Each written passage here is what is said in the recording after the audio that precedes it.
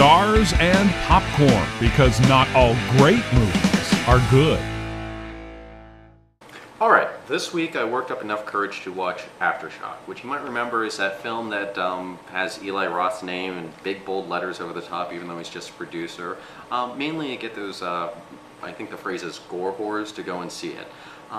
What I can say about this film is it's a natural disaster movie that isn't much of a disaster. It's not as bad as I thought it was going to be. Still, it's not very good. I mean, you've got all these characters with very little character development. I can't remember half their names, and it just sort of rushes to try to make you feel anything for them. But it's hard to feel anything for them when most of them are just in nightclubs trying to get laid. I mean, if that's the depth of your character, then what can I empathize with? There's nothing to feel.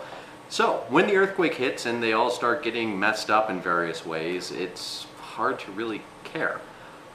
That being said, what I really like about this movie is that it's a man versus nature and man.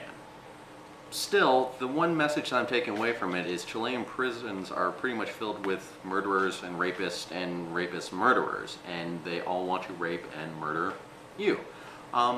So I'm not going to go to Chile anytime soon because of this film, but I will say that it's a good gore movie. It's not a horror movie. It's one of those films that confuses gore for horror, but it's a good gore movie, which means that it's not a very good movie in general.